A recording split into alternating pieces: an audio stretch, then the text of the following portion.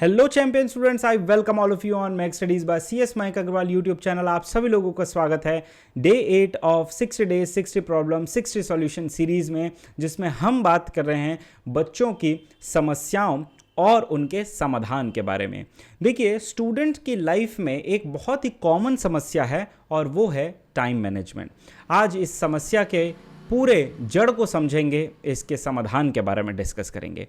देखिए, हर एक स्टूडेंट के पास समय सिर्फ 24 घंटे का ही होता है।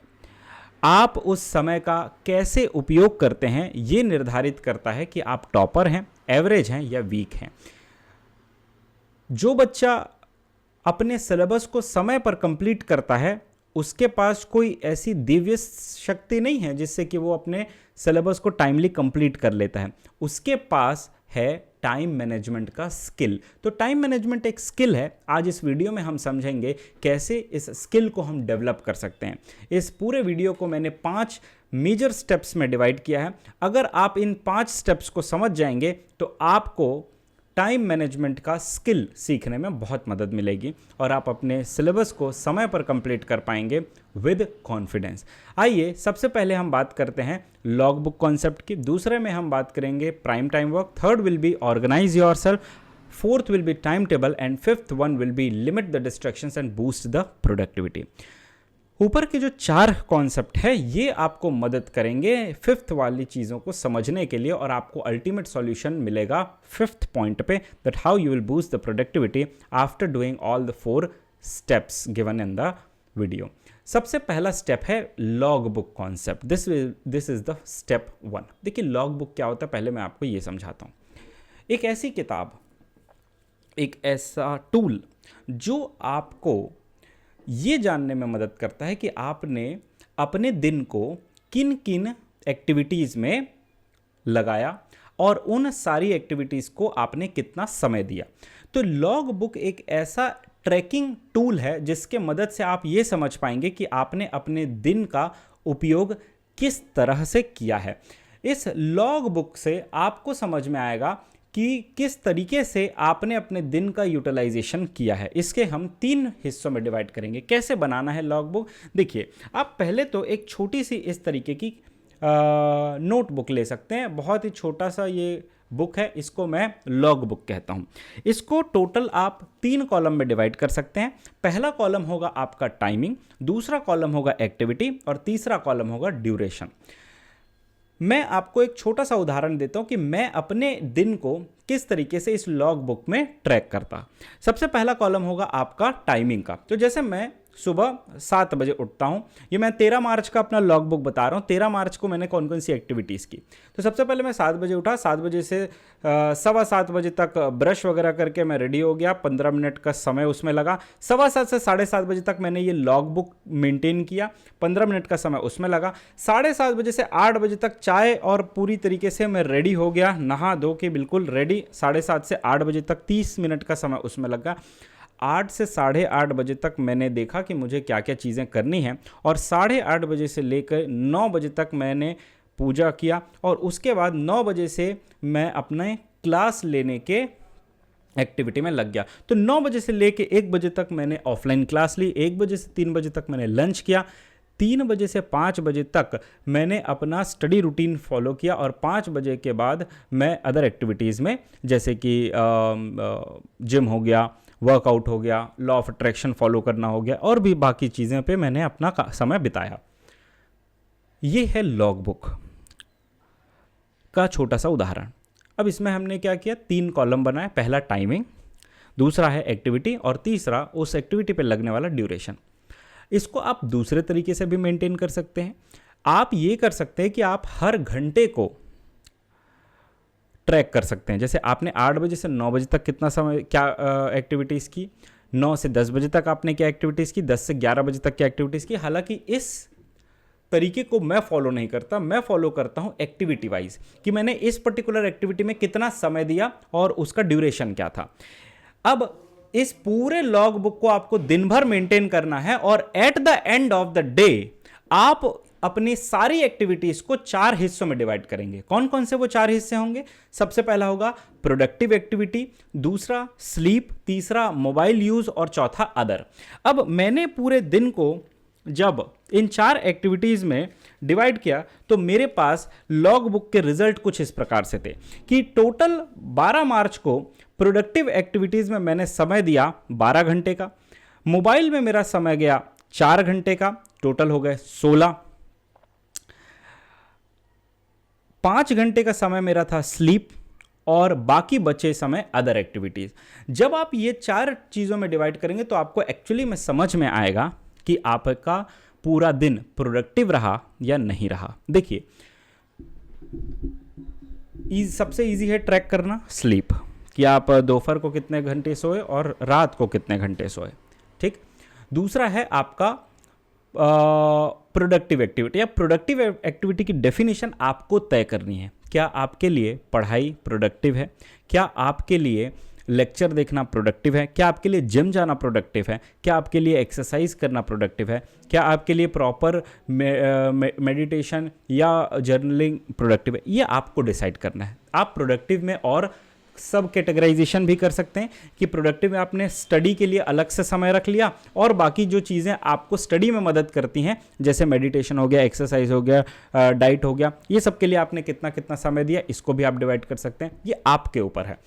जब आप ऐसा करेंगे तो आपको ये पता चलेगा कि एक्चुअली में आपका कितना समय मोबाइल में जा रहा है, कितना समय सोने में जा रहा है, कितना समय अदर एक्टिविटीज में जा रहा है और एक्चुअल में आप कितने घंटे पढ़ाई कर रहे हैं। क्योंकि दिन भर कोई आपसे पूछता है कि भाई आपने आज कितनी पढ़ाई की, तो आपके पास कोई वाजिब आंसर नहीं होता है, आपके पास कोई स्पेसिफिक आंसर नहीं होता। आज तो मैंने बहुत पढ़ाई की। अरे भाई, बहुत पढ़ाई का डेफिनेशन क्या है?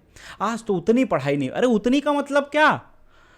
आपको जब लॉग बुक मिलेगा या आप जब लॉग बुक मेंटेन करेंगे तो आपको एग्जैक्टली पता चलेगा कि एक दिन में आपने कितने घंटे पढ़ाई की एग्जैक्टली, और वो प्रोडक्टिव थी भी या नहीं। Eight the end of the day आपको समझ आएगा कि आपने किस एक्टिविटी पे कितना समय गुजारा। अब लॉग बुक का पर्पस क्या है? क्यों हम लॉग बुक मेंटेन कर रहे हैं? क्योंकि जब आप एक हफ्ते का पूरा लॉग बुक मेंटेन करेंगे और at the end of the week जब आप उस लॉग बुक को देखेंगे तो आपको समझ आएगा कि आपने जो 4 डिवीज़न किया था प्रोडक्टिव, स्लीप, मोबाइल और अदर का, तो आपका दिन मतलब डे वाइज हर दिन क्या प्रोडक्टिव एक्टिविटीज़ का समय बढ़ रहा है, घट रहा है या उतने का उतना ही है। इससे आपको पता चलेगा कि मैंने कितना समय यूजलेस एक्टिविटीज़ में बिताया और कितना समय यूजफुल एक्टिविटीज़ में बिताया। जब आपको ये पिक्चर क्लियर हो जाएगी कि आप अपने दिन का प्रोडक्टिव यूज कर रहे हैं या अनप्रोडक्टिव एक्टिविटीज में ज्यादा समय दे रहे हैं, तब आपका असली टाइम मैनेजमेंट शुरू होगा। तब आप ये समझेंगे कि मैं कौन कौन सी ऐसी यूजलेस एक्टिविटीज कर रहा हूं, कितना समय गुजार रहा हूं, और अगर मैं उस पर्टिकुलर एक्टिविटीज का समय सीमा कम कर दूं तो मेरे पास प्रोडक्टिव एक्टिविटीज करने के लिए ज्यादा समय बचेगा।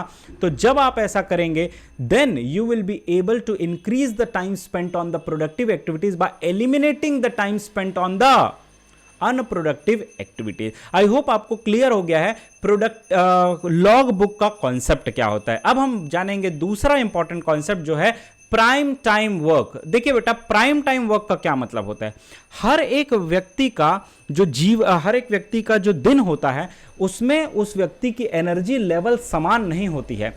किसी व्यक्ति का एनर्जी लेवल सुबह के टाइम बहुत ज्यादा हाई होता है, किसी का शाम के समय बहुत हाई होता है, किसी का रात के समय हाई होता है, दोपहर को तो जनरली सभी का समय थोड़ा सा मतलब जो एनर्जी लेवल है वो थोड़ा सा कम होता है। आपको पहचानना है कि प्राइम टाइम क्या है आपका।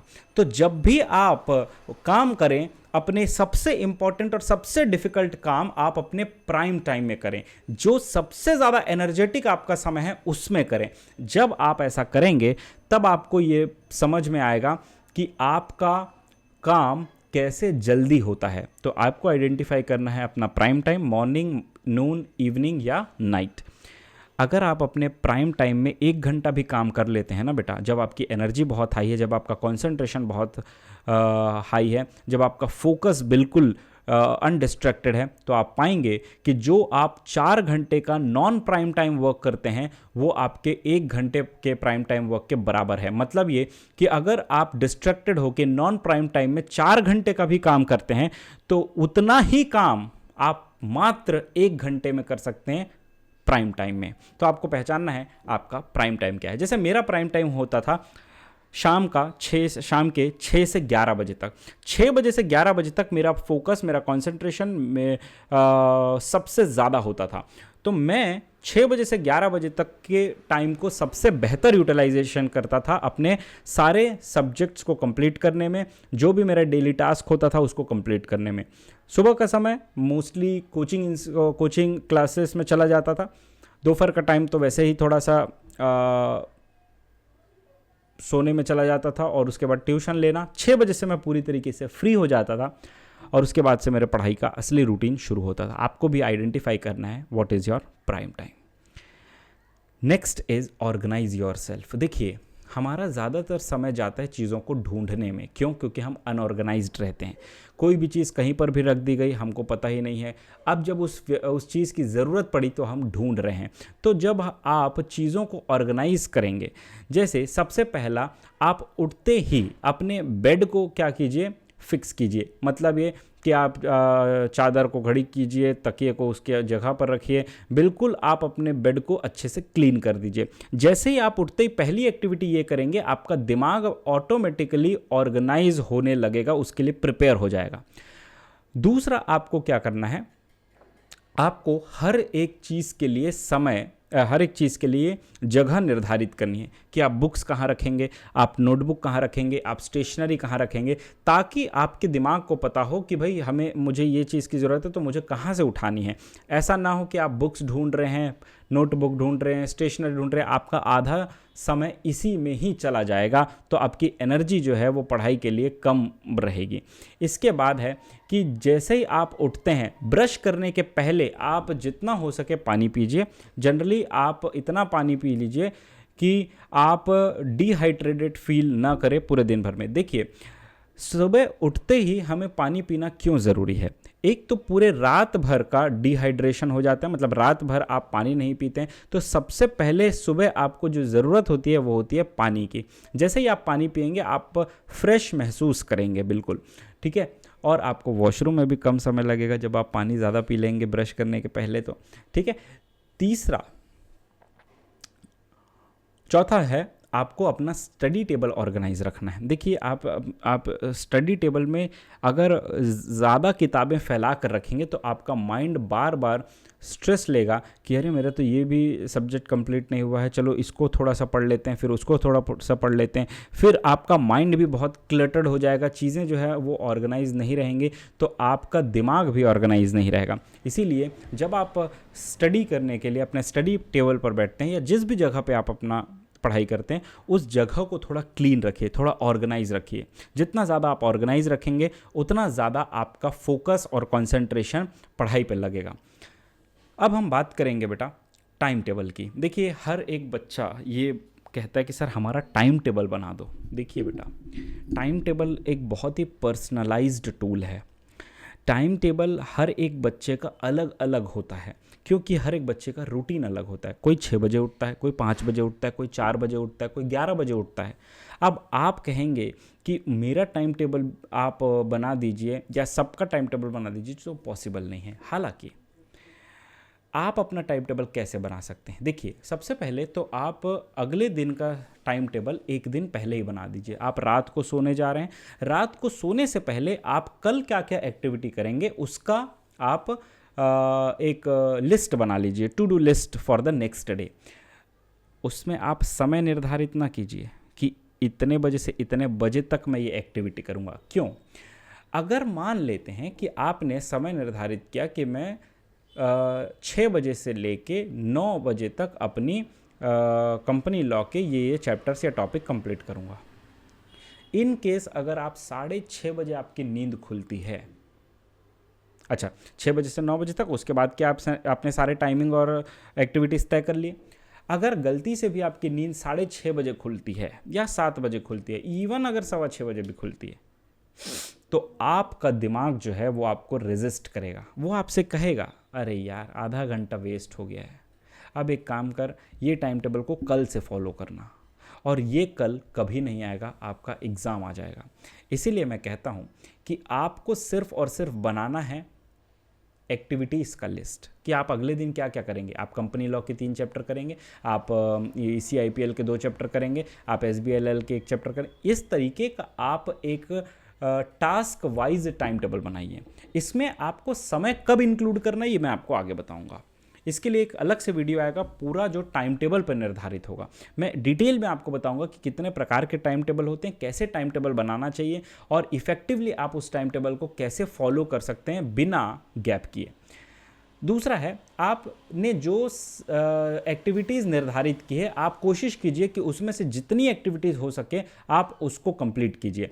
अब यहाँ पे बात आती है कि जब आप कोई एक्टिविटी का निर्धारण करें शुरुआती दौर पे, जैसे आपने लिखा कि भाई कंपनी लॉ मुझे 3 चैप्टर पढ़ने हैं, या कोई भी एक्टिविटी आज मुझे पढ़ने में इतना समय देना है।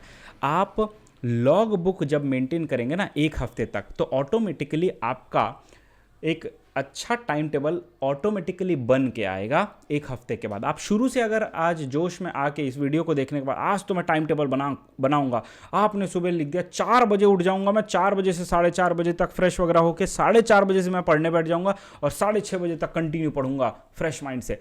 आप उठे ही 6 बजे, हो गया बंटाधार। आपका माइंड इतना डिस्टर्ब हो जाएगा, आप इतना डिमोटिवेटेड फील करेंगे कि आप आगे का पूरा दिन बर्बाद कर देंगे। इसलिए जब आपके इनिशियल कुछ घंटे वेस्ट हो जाएं तब भी आपको डिमोटिवेट नहीं होना है। आपको कोशिश सिर्फ इतनी करनी है कि जितना ज़्यादा हो सके आप उन सारे टास्क को कंप्लीट करने के लिए एफर्ट लगाएं। ठीक, नेक्स्ट है focused should be on completing the task rather than time. जैसा मैंने आपसे कहा, आपको ये नहीं सोचना है कि मैंने 6 से 7 बजे का समय पढ़ने के लिए रखा था या 7 से 9 बजे तक समय पढ़ने के लिए रखा था, अब तो वो समय चला गया, अब एक काम करता हूँ पूरा दिन कुछ अदर एक्टिविटी कर लेता हूँ। नहीं, आपने सिर्फ क्या करना है, टास्क निर्धारित करने कि मुझे क्या क्या टास्क करने हैं, दैट्स इट। कितने समय में करने हैं, कौन से टाइम पे करना है, ये आपको सोचने की ज़रूरत नहीं है। नेक्स्ट है लिमिट द डिस्ट्रैक्शन। देखिए बेटा, हम खुद को बहुत लकी मानते हैं। हमारा जो समय था उसमें स्मार्टफोन हुआ तो करता था, लेकिन मैं स्मार्टफोन यूज़ नहीं करता था। हमारे समय में इंटरनेट इतना एक्सपेंसिव हुआ करता था कि हम इंटरनेट मतलब डेटा पैक डलवाने का तो सोच भी नहीं सकते थे। लेकिन 2016 के बाद समय पूरी तरीके से बदल गया और 2020 के बाद तो पूरी तरह से बदल गया। 2016 के बाद जब से जियो आया तब से डेटा फ्री हो गया और डेटा फ्री होने के बाद लोगों का इंटरनेट का कंजम्पशन पीक पे चला गया और वहीं से बर्बादी का आलम शुरू होता है। आज एक विद्यार्थी के जीवन में जो सबसे बड़ा डिस्ट्रैक्शन है वो है मोबाइल। सिर्फ विद्यार्थी के जीवन में नहीं, आज हर इंसान के जीवन में जो सबसे बड़ा डिस्ट्रैक्शन है वो है मोबाइल। हालांकि मोबाइल हमारे दैनिक जीवन का एक ऐसा हिस्सा बन चुका है जिसके बिना आज हम बहुत सारे काम नहीं कर पाते हैं, क्योंकि हम उस पर डिपेंडेंट हो चुके हैं। सवाल उठता है कि कैसे आप उस मोबाइल और इंटरनेट का सदुपयोग करते हैं जिससे कि आपकी प्रोडक्टिविटी बढ़े। आज हम इस वीडियो में वही समझेंगे।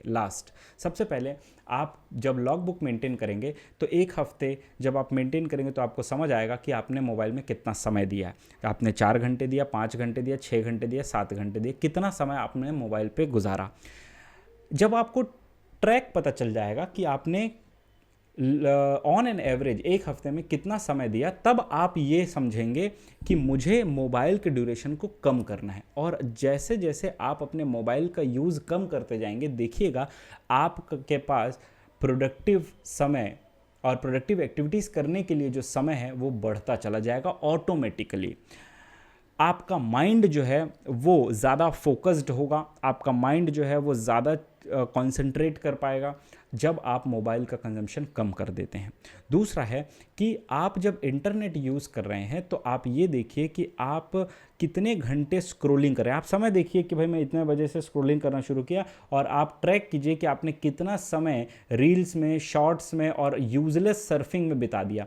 जब आप इससे रिलेटेड अवेयर हो जाएंगे तब आप जब भी स्क्रॉलिंग करने जाएंगे तो अपने माइंड को कंट्रोल कीजिएगा। कैसे करेंगे, इसके लिए एक सेपरेट वीडियो आएगा। अगले 2 वीडियो जो होंगे बेटा वो एक होंगे टाइम टेबल पे, और दूसरा सबसे बड़ा वीडियो होगा मोबाइल एडिक्शन पे। और ये वीडियो न सिर्फ स्टूडेंट के लिए होगा बल्कि हर उस व्यक्ति के लिए होगा जो मोबाइल से एडिक्ट हो चुका था और एडिक्ट हो चुका है। उसमें से मैं भी एक था। मैंने अपने मोबाइल एडिक्शन के लत से, मोबाइल के लत से किस तरीके से छुटकारा पाया और कैसे अपने जीवन में बदलाव लाए, ये मैं आपको बताऊंगा उस वीडियो में। तो उसको देखते रहिएगा। Max Studies by CS Mayank Agarwal YouTube channel को सब्सक्राइब कीजिएगा और इसी तरीके की यूज़फुल कंटेंट को अप्लाई कीजिएगा अपने लाइफ में। तीसरा है replace the time of mobile with some other activity. देखिए, मैं क्यों कहता हूँ आपसे कि आप ये फिज़िकल लॉग बुक मेंटेन कीजिए, मैं क्यों कहता हूँ कि आप नोट बुक मेंटेन कीजिए। देखिए, आज हमने अपने जीवन में मोबाइल को इस तरीके से सम्मिलित कर दिया है कि उसके बिना हमारा जीवन काफ़ी अधूरा और नीरस लगता है।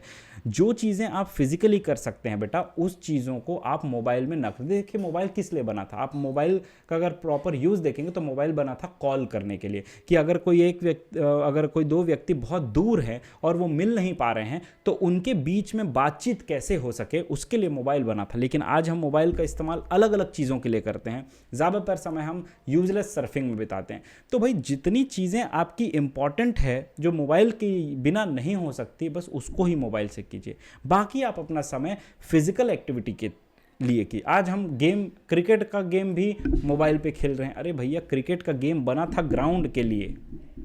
अब आप बोलोगे कि विराट कोहली, MS धोनी जो हैं ये इंटरनेट के जो हैं वो चैंपियन हैं, ये यूजलेस बात है। फील्ड पे रह के उन्होंने अपने फिज़िकल एक्टिविटीज़ किया, तब आज वो इस एज में भी फिट हैं। MS धोनी 43 ईयर्स के एज में आज IPL खेलते हैं। विराट कोहली 37 ईयर्स के होने के बावजूद भी आज इंटरनेशनल क्रिकेट खेल रहे हैं। क्यों? फिज़िकल एक्टिविटी पे आप अपना ज़्यादा समय दीजिए, मोबाइल पे आप अपना कम समय दीजिए। सिर्फ मोबाइल का यूज़ करना है तो ऑनलाइन लेक्चर्स देखने के लिए यूट्यूब में सिर्फ और सिर्फ पढ़ाई से रिलेटेड एक्टिविटीज़ के लिए कीजिए, वो भी लिमिटेड। ऐसा नहीं है कि आप 4 फैकल्टीज़ का सेम टॉपिक पे मैराथन देख रहे हैं, आप 4 फैकल्टीज़ का सेम टॉपिक पे वीडियो देख रहे हैं। अरे कोई मतलब नहीं है भैया। इवन अगर आपने टाइम मैनेजमेंट पे कोई और वीडियो देखा और आपको वो यूज़फुल लग रहा है और आप उसे इंप्लीमेंट कर पा रहे हैं, मेरा वीडियो मत देखिए। मैं तो ये भी कहता हूँ कि आप अपने मोबाइल का कैसे कंजम्पशन कर रहे हैं, इवन यूज़फुल एक्टिविटीज़ में भी इतना समय मत दे दीजिए मोबाइल में कि आपका पूरा दिन मोबाइल में ही चला जाए। क्योंकि कंटेंट की आज कमी नहीं है यूट्यूब पे, इतने कंटेंट अवेलेबल है कि इंसान का पूरा दिन 24 घंटा सिर्फ कंटेंट देखने में भी जा सकता है। लेकिन उसके बाद आप फील करेंगे लेथार्जिक, आप डीमोटिवेट फील करेंगे। स्ट्रेस, एंग्जाइटी, डिप्रेशन का कारण मोबाइल ही है। इसीलिए मैं कह रहा हूँ इस पर मैं बहुत डिटेल वीडियो आपके सामने लेकर आऊँगा, वो देखिएगा, आपको मोबाइल एडिक्शन से छुटकारे में बहुत मदद मिलेगी। इसी तरीके के यूज़फुल कंटेंट के लिए आप Max Studies by CS Mayank Agarwal YouTube channel को फॉलो कीजिए, सब्सक्राइब कीजिए, शेयर कीजिए अपने दोस्तों के साथ और अपने समस्याओं को पूरी तरीके से ख़त्म कीजिए। क्या समस्या है आपकी, कमेंट बॉक्स में ज़रूर लिखिएगा, उस पर वीडियो ज़रूर आएगा। आप ये मान के चलिए कि ये जो पूरा सीरीज़ है ये हर उस विद्यार्थी के लिए है जो अपने लाइफ में या स्ट्रगल कर रहा है या अच्छा करना चाहता है। इसलिए इस पूरे सीरीज़ को आप ज़रूर देखिए। हर दिन सिर्फ 20 मिनट से आधा घंटे का समय ही आपको देना है। समय की कमी है, आप उसे 1.5x की स्पीड में भी देख सकते हैं। ठीक है, टेलीग्राम चैनल का लिंक आपको डिस्क्रिप्शन बॉक्स में मिल जाएगा, उसमें आपको फ्री PDFs या आप डाउट भी मुझसे उसमें पूछ सकते हैं। बहुत बहुत धन्यवाद, मिलेंगे अगले वीडियो में। Till then bye bye, thank you so much.